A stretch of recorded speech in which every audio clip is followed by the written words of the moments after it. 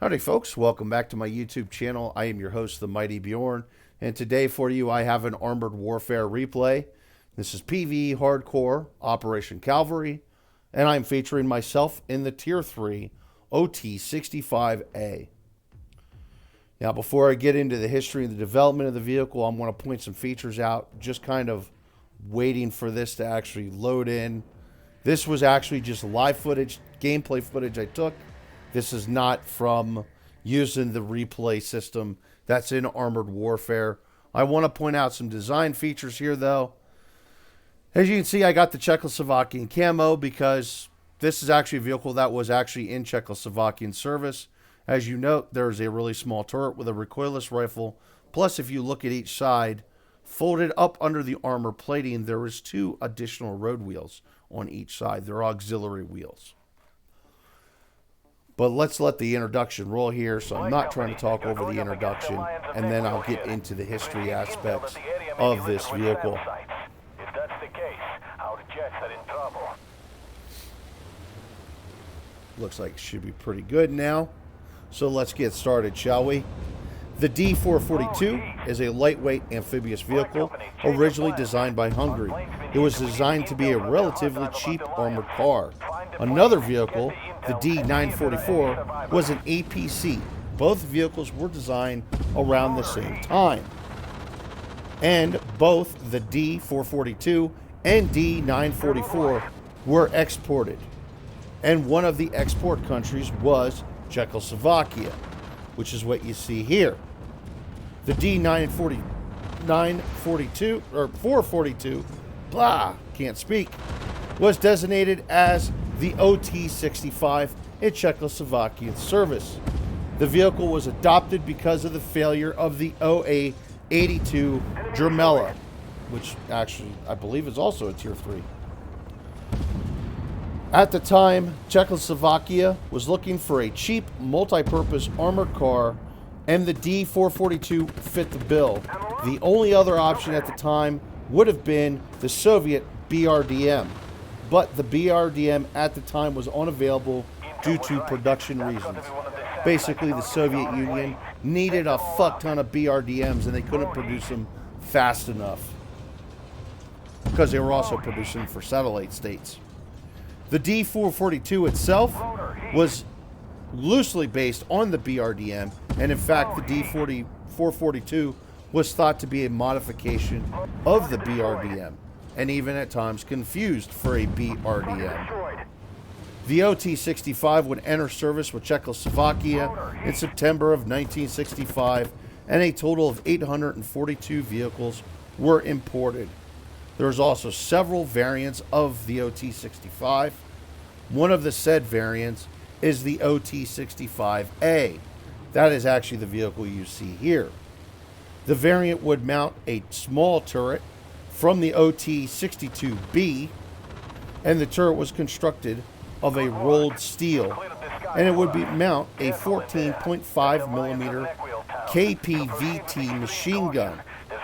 It would also mount a T-21 82 millimeter recoilless rifle on the side of the turret. The mounting of the recoilless rifle was a modification. It was not actually part of the turret itself. This was so it would give the OT-85A anti-tank and bunker busting capabilities. The hull of the OT-65 was constructed out of a all-welded steel construction. It has a D-414.44 inline 4-cylinder diesel engine, and the engine was mounted at the rear. The engine produces 101 horsepower, giving the vehicle a power-to-weight ratio of 16 horsepower per ton. Nothing to write home to mom about, but really not bad, especially for its time. The OT-65 gained a bit of a bad reputation, though. The OT-65A in particular gained a bit of a bad reputation for being unreliable.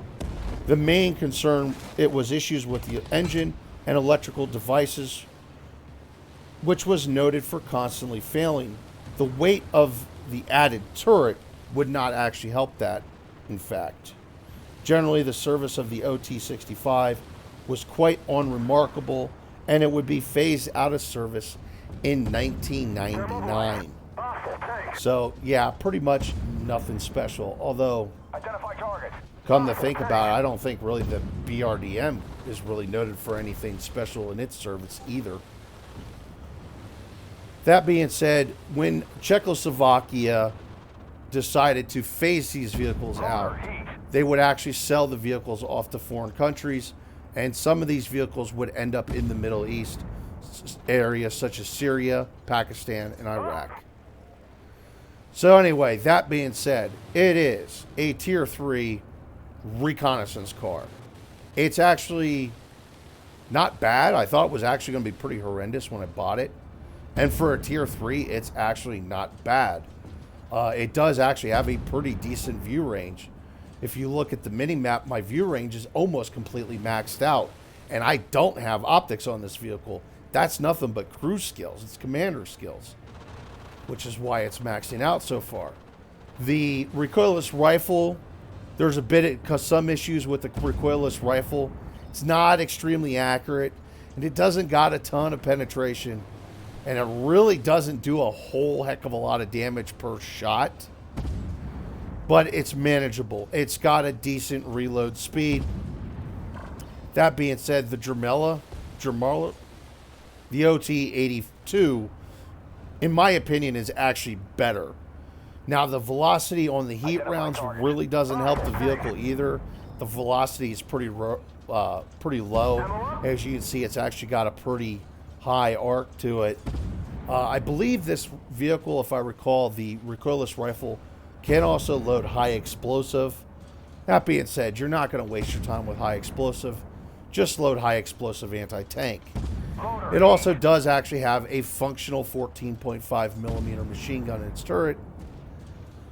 It doesn't do a heck of a lot, but you will run into some lighter weight vehicles that the machine gun actually will be effective enough to penetrate those vehicles. And of course, because it's got like an 800 round belt, you can fire it for, I don't know, a couple hours before running out of ammo. Okay, not really, but you get quite a bit of fire out of it.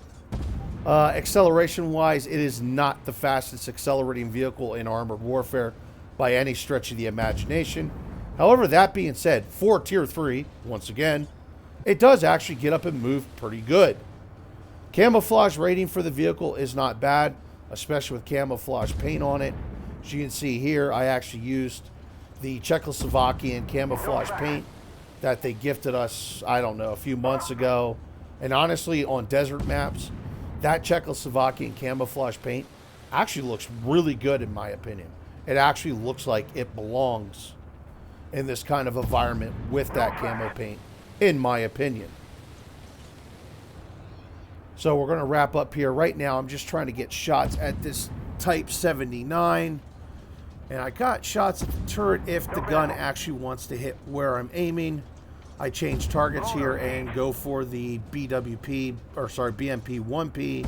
However, I miss. So I go for the expeditionary tank. Got to hit, tracked it. So now that it's tracked, I'm going to pound on it. Now, unfortunately, I have lost view range of the expeditionary tank, and so has my allies. Now I'm going to shift targets. There we go. Got a hit on the Type 79.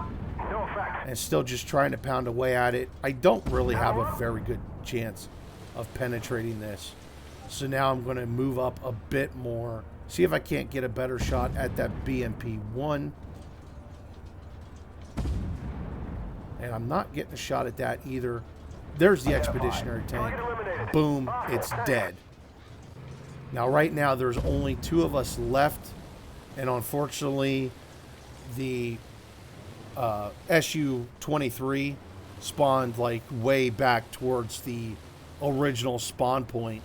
So pretty much I'm the only poor sucker up here, but I do have a bit of an advantage. When I'm sitting still, I have a really good view range. And as you can see, I can spot all the vehicles there right now. Got a good shot at the Type 79. Killed the Type 79. Now we got the OT-64. Killed that. Now we're working on the BMP-1. Actually, I think that might be a BWP. Ammo up? Going to pound away on it a bit more. No effect. And didn't pen that shot for some odd reason. Ammo I up? must have clicked the gun barrel of the Type 79. And there we go. That vehicle is destroyed. Load heat. Now the Su-23 is finally getting up here. And I'm actually going to move for the capture point. Or at least try to. I'm going to be a bit cautious here. Because, I mean, this is... Seriously, it's a Tier 3. It's not going to take many hits. You know, it's a Tier 3 armored car.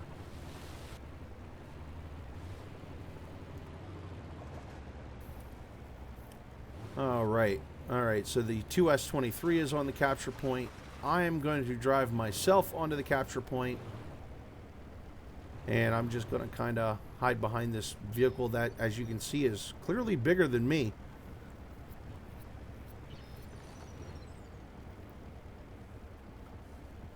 And we're actually just going to cap this out. And I'm actually not going to finish airing the replay here because there's no point at this point. It's just capping it out. But anyway, folks, that being said, I would do 9,176 damage. I would spot 8 enemy vehicles and destroy 8 enemy vehicles.